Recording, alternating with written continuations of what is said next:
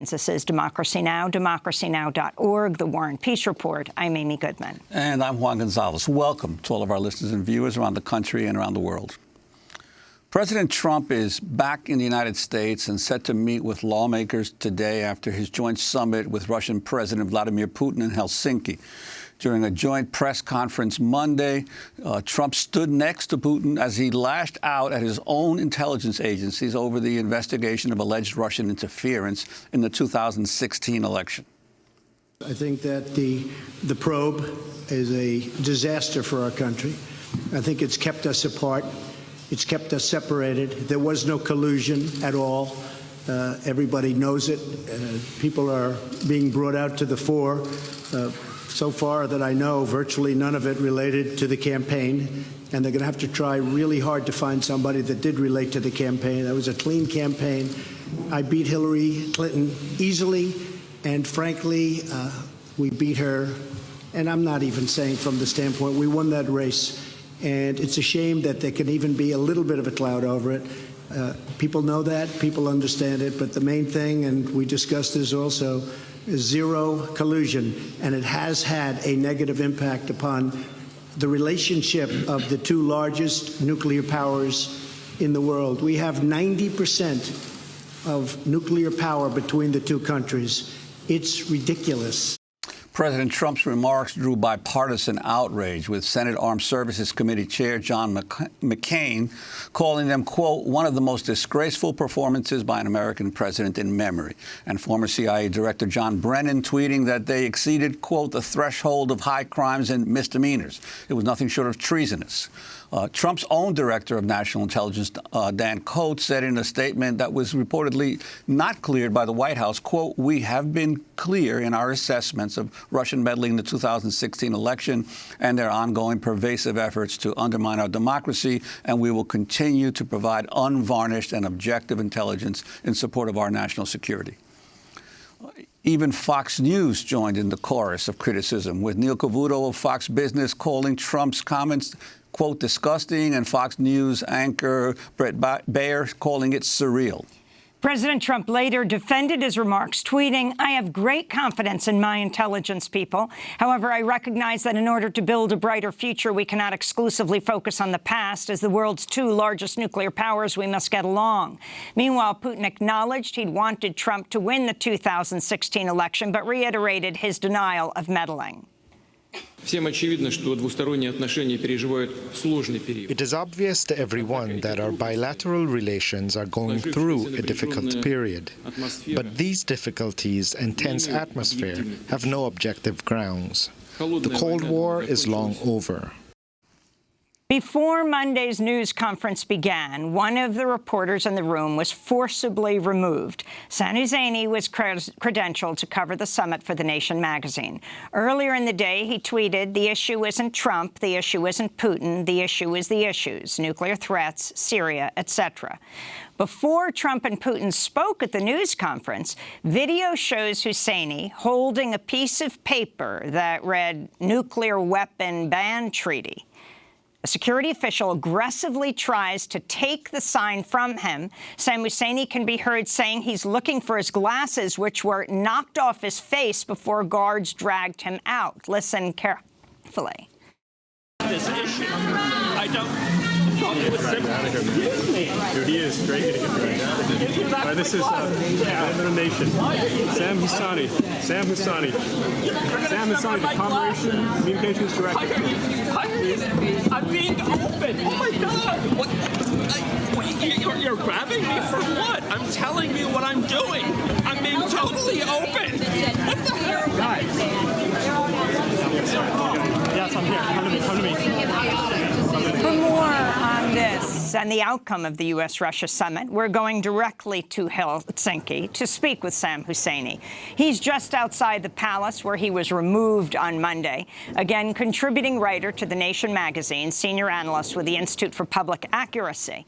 Sam, it's great to have you here. Unfortunately, you did not witness the news conference or get to ask a question because you were dragged out as we watched you on television, as people did all over the world, just before the news conference began.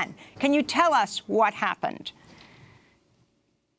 I had the sign, not as many people have reported as a protest at all.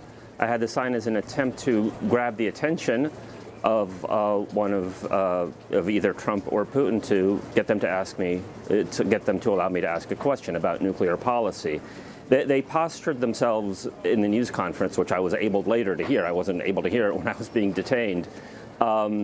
As stalwarts of statesmen that they want to stop nuclear proliferation. The headline here should be: is these guys are threatening the planet with their nuclear weapons. Most of the planet, through the weapons ban treaty, wants to get rid of the nuclear weapons, and they're refusing to do so. Instead, we're focusing on what are, I would have to argue, tangential, minor issues. Some journalists told them that I had this piece of paper. I was escorted out of the room, given assurance that I would be let back in. And then they, when I showed them the paper, I expected them to say, "Oh, okay, you're not a protester. It's fine," or "We don't want you to do that. We don't want you to hold up a paper. Please don't do that," or "Please give us the paper." Instead, journalists were asking me what was going on, and I was trying to openly say I was going to hold up this paper to try to get a question in. And they lunged at me for the paper, shoved me out of the room, held me in detention, I believe, until the news event was over. Wouldn't let me speak to anybody in authority, wouldn't let me have access to my phone or anything like that, wouldn't give me anybody's names. After the conference was over, they took me outside, and there were some people outside, and I said, "This is for press freedom in Finland." There are signs all over town here about how Finland is for press freedom and is in opposition to Trump and Putin's authoritarianism. So I felt it rather ironic that Finnish officials were dragging a journalist out of a news conference, that Finnish officials were manhandling me in many ways. And when I shouted that, they shoved me to the ground, handcuffed me behind and on my legs, and threw me in the back of a police vehicle, took me to a detention facility north of the city, and held me there until midnight, which is when the media centers closed. I don't think that's a coincidence. Sam, I want to ask you, you've been covering White House press conferences for decades, and you're saying that some reporters notified security that you were holding up, that you had a sign in your hands. Was it American reporters who did this, or what? I don't know who it was, but when the officials came to me and said, "Can we speak to you?" And I didn't know what it was about. I got assurances from them that I would be let back into the room. And even then, and a lot of people were asking, why is this person being singled out? And I said, "I'm Sam Husseini. I'm with The Nation magazine," in case I wasn't let back into the room. I went through a room where the dignitaries were, so-called dignitaries, and they questioned me, and they told me that somebody told us, they implied it was a journalist, that you had this piece of paper. So I said, "Oh, that," because I didn't know what the problem was. "Well, sure, here, let me show you what the piece of paper is, and let me explain." So I went back in the room. An NBC reporter, said, "So what's going on?" So I was attempting to explain. I held up the piece of paper. People were still waiting for Trump and Putin to come into the room. We'd been waiting for hours, taken on and off the bus. It was a very chaotic situation generally. And then they, as I was in the midst of starting to explain what was going on, or what I had planned, that it wasn't a protest, it was just an attempt to do serious, aggressive journalism, which I think is what we need. The more substantial the journalism, the more focused it is, I think the more peaceful the outside world would be. That was my motivation here. They lunged at me, dragged me to the floor. I was trying to get my glasses, dragged me out of the room, and then continued to manhandle me on and off whenever they would make demands. They wanted to take a picture of my passport. I said, "Okay, I'll let you take a picture of my passport if you let me at least listen to the news conference that you dragged me out of." And they were like, no, and, Sam, we're forcibly trying to take my Sam, passport. can you explain what the nuclear weapons ban treaty is that you were holding in your hand? I have to say, in watching CNN, Christiane Amanpour, after, as they were saying it looks like a protester, et cetera, she said, it actually may just be a reporter who wants to ask a question. What a novel thought that would be. Sure. 1 year ago, 122 countries passed at the UN, voted for a nuclear ban treaty. This is an attempt to remedy a huge structural problem. It came in, this month is 50 years since the Nuclear Non-Proliferation Treaty, which was supposed to strike a deal. The nuclear powers, the US, Russia, and the others, would agree that they would move towards elimination, good faith efforts at elimination of their nuclear weapons in return for the other countries not acquiring nuclear weapons.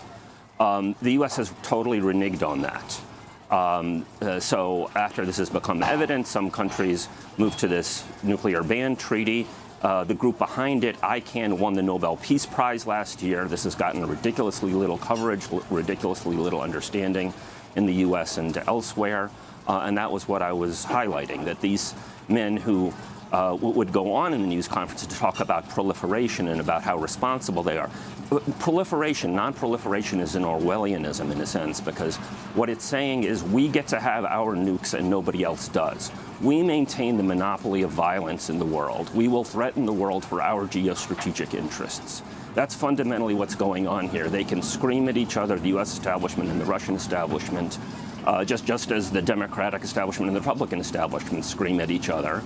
And meanwhile, the wars that they both want continue, the economic exploitation that they want continue. So levels of volume of alleged screaming when you're talking about Democratic Pharisees and Republican Sadducees doesn't indicate actual animosity, in my view.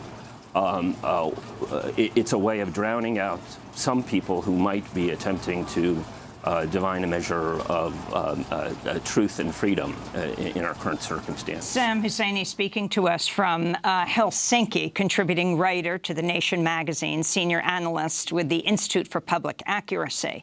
I want to thank him for being with us, dragged out yesterday just before the news conference after the summit between President Trump and President Putin.